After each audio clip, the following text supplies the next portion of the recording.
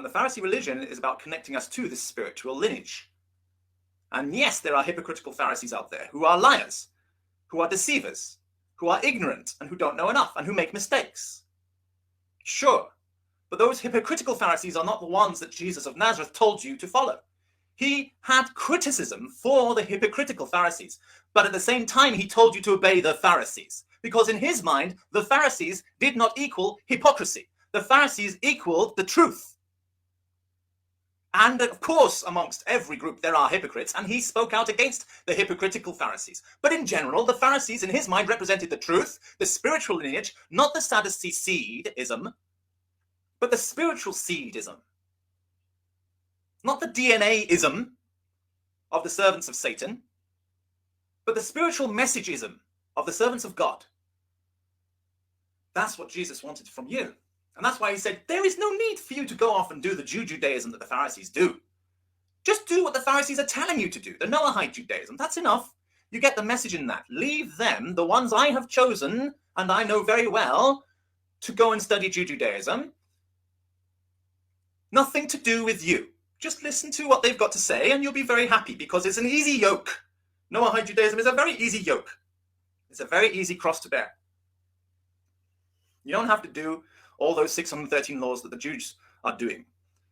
Just listen to what they've preserved. Jesus has decided who's going to be a Jew practicing Judaism and who hasn't been chosen to be a Jew practicing Judaism. And if the Pharisees don't recognize you as a Jew practicing Judaism, then you are not one of those chosen to be a Pharisee and preserving the oracles of God. You are the other, whose only purpose is to listen to the Pharisees, who are the ones who have been set aside to preserve the oracles of God, so that you can benefit from the easy yoke which we are preaching for you. Don't do what we've got to do. And don't go off saying, thank you very much, I don't need to listen to you, because it is an act of rebellion against Jesus of Nazareth. Do not think to call yourselves followers of Jesus of Nazareth. And don't think to call yourselves Jews practicing Judaism. You are apostates. You are neither Christian nor Jew. You are nothing.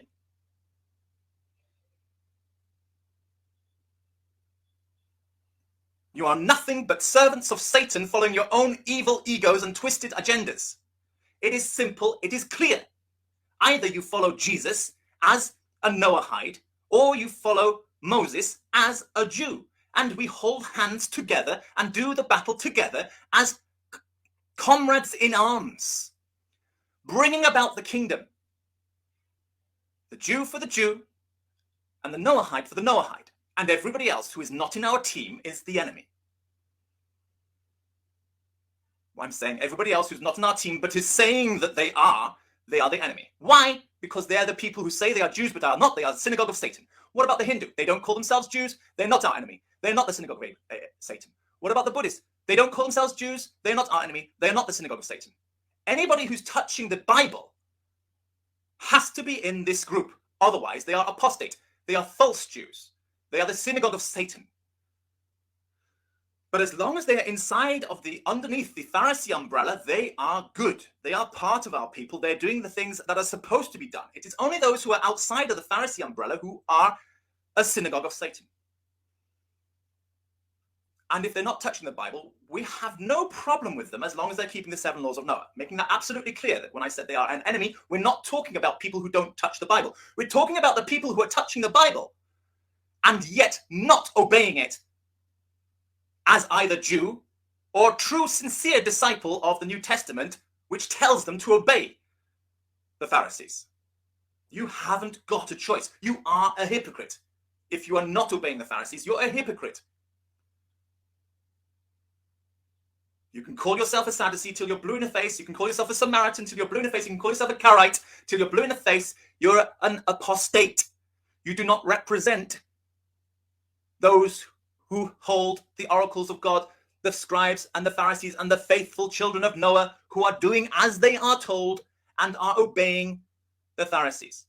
You're outside of the fold of the Orthodox Judaic religion. You are Apikoros. And that's why you, who are outside of this fold but holding on to the Bible, are in trouble.